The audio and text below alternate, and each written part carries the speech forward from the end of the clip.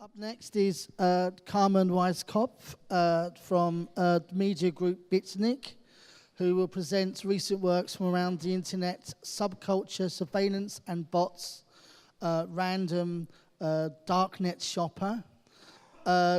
Recently completed work where they directly connected art spaces with the Darknet via an automated online shopping bot, creating a landscape of traded goods and same watching algorithms. I got lost there. A software bot which counterposes contemporary surveillance technologies with historic Dada artworks by replacing images on the Cabaret Voltaire's website with algorithmically similar images. Thank you.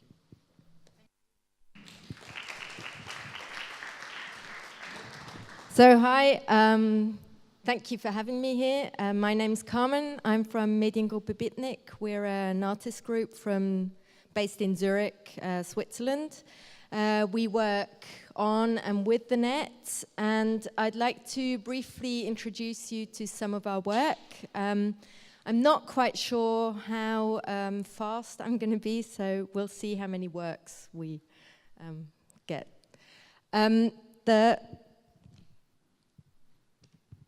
The first work I would like to briefly show you is called Delivery for Mr. Assange, a work we did in 2013, which I think works or ties in very well with the topic today. Basically, we sent a parcel containing a camera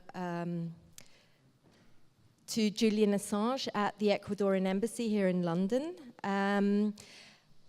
I think what got us started on this work was actually the place surrounding the Ecuadorian embassy. So I don't know if you know that after Julian Assange fled to the embassy, the Ecuadorian embassy in 2012, the embassy was surrounded by British police for at least 3 years. I think they backed down in 2015, so a few months ago.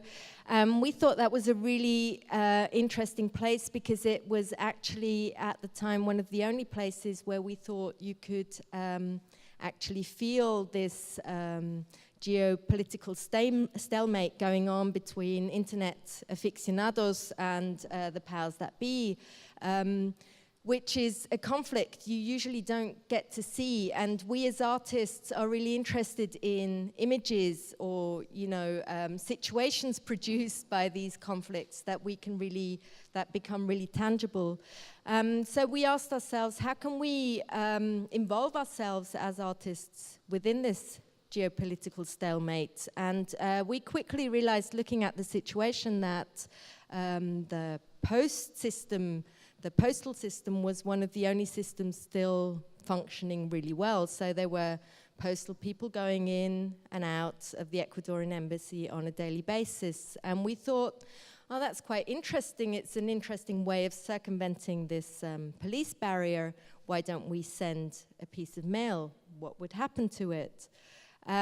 Because we wanted to know what would happen to it, we had to put a camera inside the piece of mail. So it became a parcel with a hole in the side. You can see it here, where we placed the camera, and we basically addressed it to Julian Assange at the Ecuadorian embassy and sent it from here in London to here in London.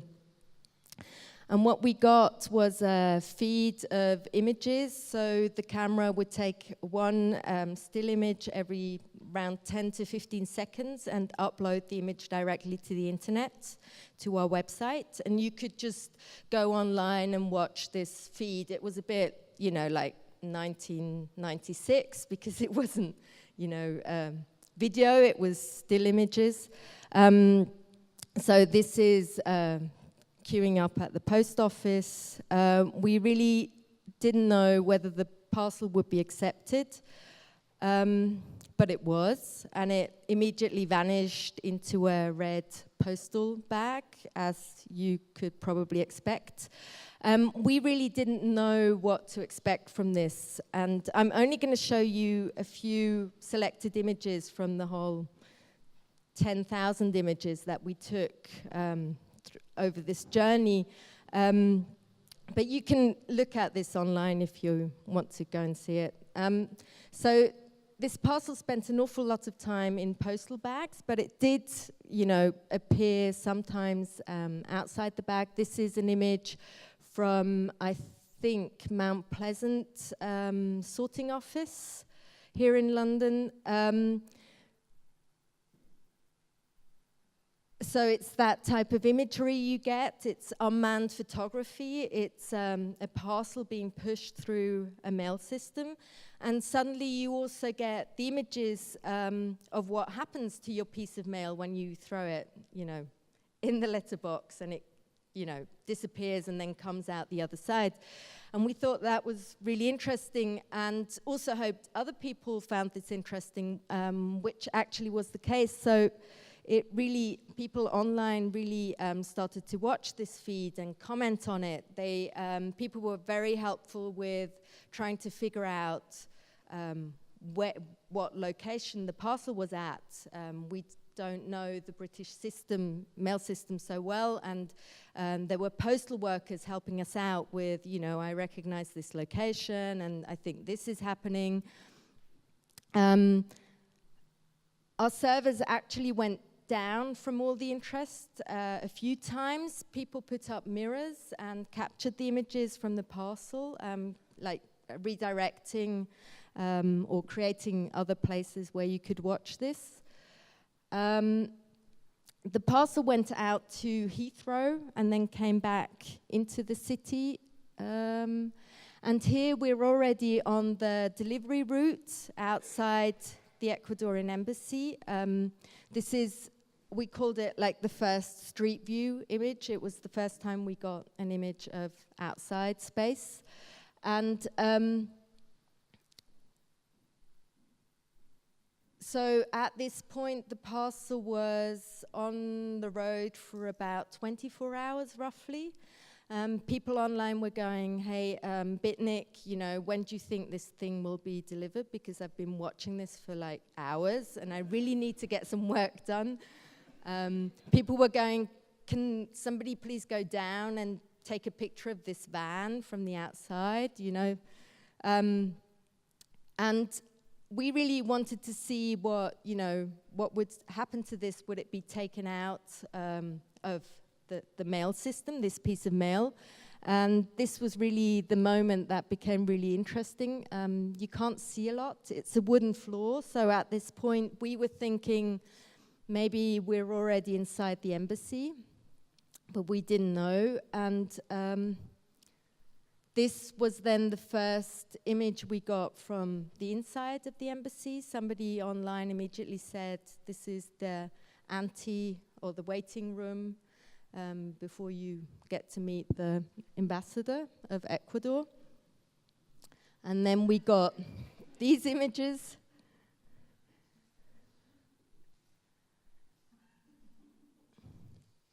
Hello world.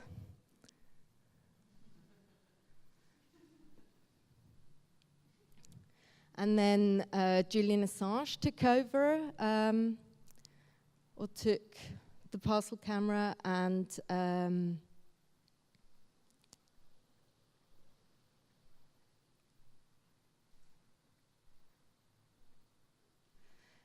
did like a performance with text of people he solidarized himself with who are in similar situations than he is, transparency for the state, privacy for the rest of us.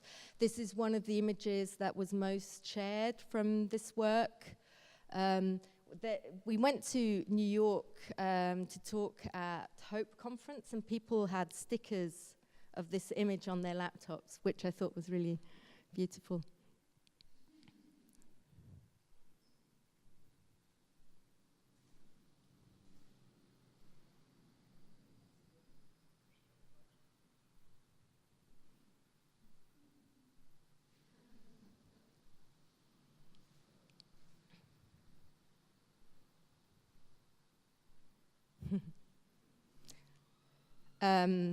Yep.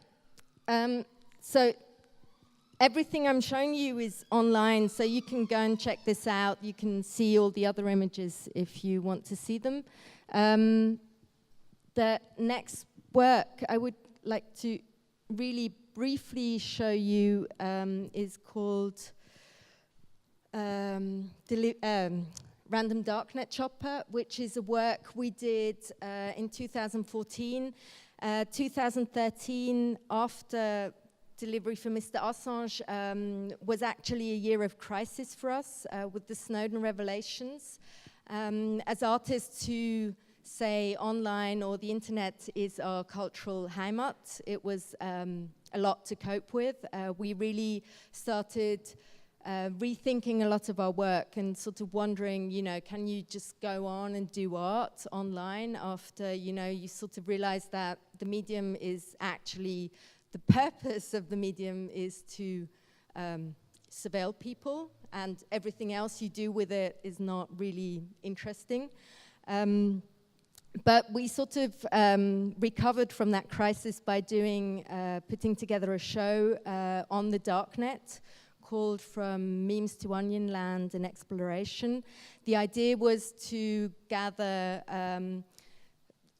13 artists who had done work on Darknet or surveillance or subculture online.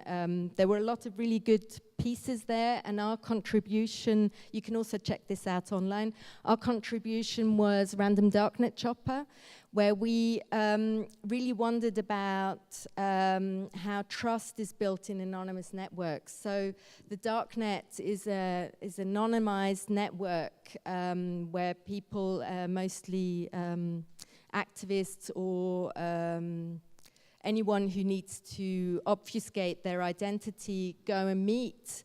But there are also Darknet markets where stuff is sold, from anything to anything really. A lot of it is drug related, but there's a lot of other stuff being sold also. And we thought, how do you trust people in this network enough to send somebody money and hope that they will send you whatever you ordered back? And so we built this Random Darknet Chopper, which basically was a shopping bot that went shopping once a week for the duration of this exhibition and randomly bought an item off a Darknet market for under $100. That was the rule. The robot had a Bitcoin account and just automatically always went shopping on Wednesdays. The vitrines you see represent the 12 weeks of the show. So there was one vitrine for each week, and whatever we received at the gallery, we put into that vitrine. So it was actually a direct connection between the Darknet and the art gallery space, which is like the very unpublic and the very public. And yeah, so that's sort of the Random Darknet Chopper, the representation in the exhibition. And I'm going to go through this really quickly because we don't have that much time. But if you look at the online blog, you see, where these items were shipped from and how long it took for them to arrive and how much they cost. This was the first item the Random Darknet Chopper ordered, and one of my personal favorites. It's a Fire Brigade master key set from the UK. And every time I come here, I think I have to take this key set here to find out whether it really opens doors. So the promise is that it opens any utility doors in the UK that the fire brigade may need access to. And I have no idea whether it's true, but I really like the promise. You can also get it totally legally on Amazon if you're interested, for like half the price than, on the Darknet. Cigarettes, fake handbag, the collected works of J.R.R. Tolkien in PDF format, Visa account card with name and everything you need. Sorry, I brought the wrong picture. Ecstasy, 10 pills. They're missing here, we'll get to that in a minute. Trainers, Nike Jeezy, I think.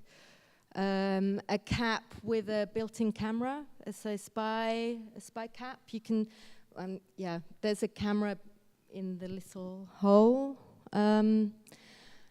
This is a service provided by somebody on the Darknet to see whether your mail is being read, so you can have them send you an empty letter and trace the letter to see whether it's opened. A Sprite stash can, trouser jeans, diesel jeans, and a passport scan of a Hungarian passport. These were the 12 items the random Darknet shopper bought in Switzerland, and we exhibited them for 3 months, for the 12 weeks. The day after we took down the exhibition, the public prosecutor seized the whole work, and it took us a while to understand why, because of the point in time he had done this. It was very confusing for us. But then we learned that they were worried about harm to third parties because of the drugs. And we then had to claim these were our drugs, so we were charged with drug possession and, illegally possessing drugs and potentially harming third parties. We were summoned for questioning, which was very interesting because it was a very strange, bizarre discussion about art and the responsibility of bots. We were asked things like, had we had any part in choosing the items, things like that. So, but it was actually, the public prosecutor was very interested in examining some of the questions. He did not want to go into responsibility of bots, because that is, I think, a question that is important to answer. Nobody probably can at the moment. So he was really happy to just go ahead and charge us and not worry about the bot, which of course in our case is easy because we're artists. So we do claim responsibility for this work. Whereas if you're talking about Google self-driving cars, it then becomes a bit more complicated than in our case. In June last year or May last year, all charges were dropped. We were handed back all the items the random Darknet shopper had bought, except for the drugs, which were destroyed. Although we tried to intervene and say it was the destroying of an art piece, they did not want to go down that road, and they just destroyed them anyway. And so after the random Darknet shopper was released, we decided to continue the work into other places, also trying to find out about different legal jurisdictions. And this was one of the very nice headlines: drug buying robot arrested in Switzerland. And somebody wrote, please remember that 2015 was the year a robot got arrested while doing performance art. And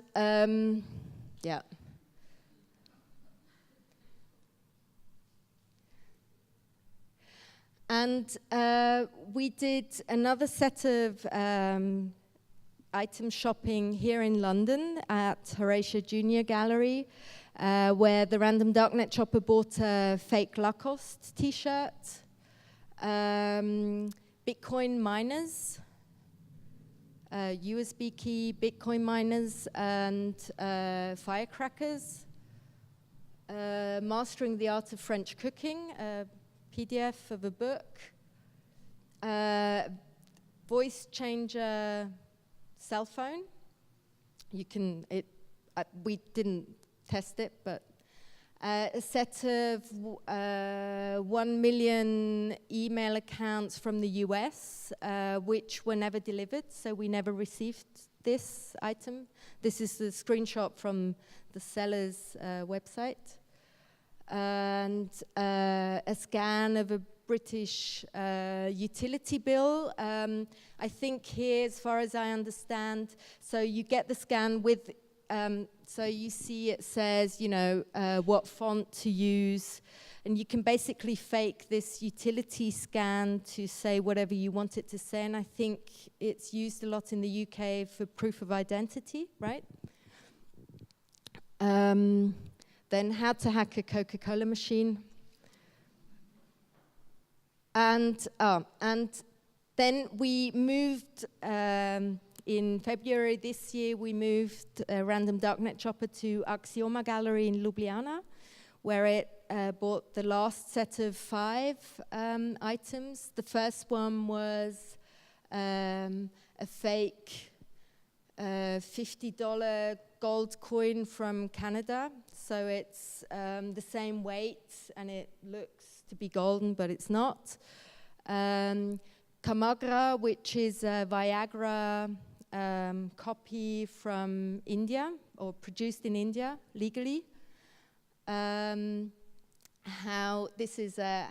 to not be caught when navigating in the Darknet. And the last item was a set of lock-picking tools. Oh no, this was the last one. This is those seal stickers you get on products you buy. So it's a set of those, so you can, you know, reseal your products, make them look original. That's it. Thank you. Think about this.